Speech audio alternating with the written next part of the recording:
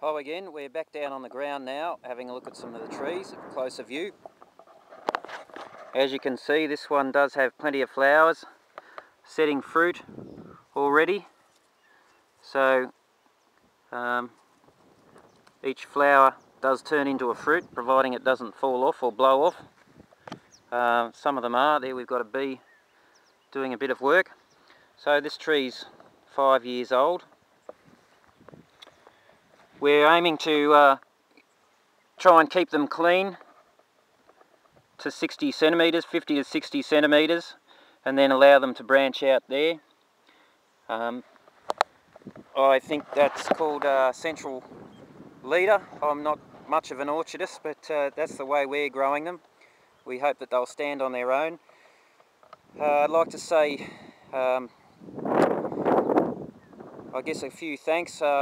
One to Nick Bakagianis, who's really coached us along with our pomegranates. Nick's got some that are 13 years old close by in Nathalia. Nick Markovsky in Western Australia has been a great help from Apple Tech. So Nick, thanks for your encouragement through the years. I hope you get to have a look at this video. You've encouraged me to get another YouTube video on, so here it is. Shane and Peter Hall from Integrity Fruits at Ardmona, they've got 60,000 pomegranates or more planted. So Shane and Peter have offered us quite a little bit of advice as well. But nevertheless, our next tree, we are continuing to grow our trees using biodynamic principles, following Alex Podolinsky's biodynamic Demeter farming methods. So we're applying biological preparations onto the soil in the autumn and the spring. And at the recent farmers markets, when we've picked our pomegranates, that was June this year, the folks in Melbourne, which is our major city, at the farmers, where we attend the farmers markets there, were certainly asking us, are they biodynamic, are they organic, are they chemical free? This is what we want, and they were very happy with the way they looked and tasted. Our main variety at the moment is a wonderful variety, which is a little bit tart, a little bit acidic, and we've got some more coming on soon, which are Galusha rosavia, which are a sweeter fruit. They have a little bit bigger aril size, and I like the taste of them better. I don't go too well on the tart, acidic varieties. So you can see we've got 25mm pipe, 50 to 60 centimetres in the air. That is a Tornado ray jet. They can apply 70 litres of water per hour if you have the right water pressure.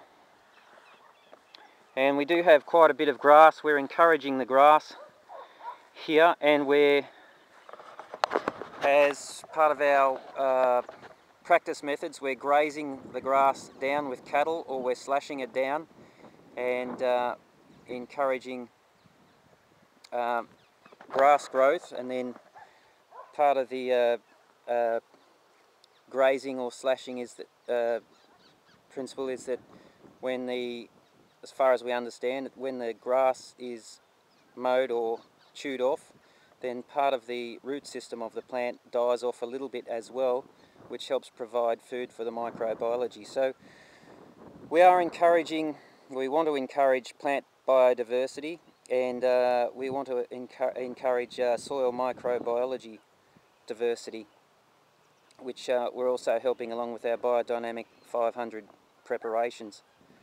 So that's the way we're aiming to do it, and continue to farm like that. We much prefer not to use chemicals, and that may not apply to you, but that's the way we're doing it. One of our main challenges is this here sandbur. Terrible thing. The cattle seem to eat them, and the sheep seem to eat them. The only problem, the sheep do a beautiful job eating them. The only trouble is that the sheep walk under our irrigation pipes here, and they rub their wool on these pipes. As you can see, there's a little bit of wool from a sheep. They rub their wool off because their dorpers, and damaras and their wool sheds, so they like to rub on posts or pipe to get their wool off, and that messes up our irrigation pipes. Also, we think when they get bored they start to nibble the trees, so we may have to wait for another couple of years. We need to properly elevate our wire and our pipe to perhaps this high so the sheep can't touch it, and also the trees will be big enough to handle a little bit of a nibble here and there from the sheep. But in future that will be part of our management practice, rotational grazing. What else? Yeah, Mum's done a great job this year, getting up at night, turning the water on, checking to make sure the nozzles are clean while Dad's been away helping with harvests, and I've been living in town working on building a fitness business, and also some logistics works, truck driving, so I haven't been home much to do a lot of the work. So a big thanks to Mum, who's in her 70s and still out here changing water at night, so thanks very much, Mum. That will just about be it, so have a great Christmas for 2012, if Christmas is something that you observe wherever you are. Thanks for following, whether you're in South Africa or South America or India or Western Australia. Thank you for subscribing to receive news. So here it is, finally. Have a great Christmas period, and all the best for 2013.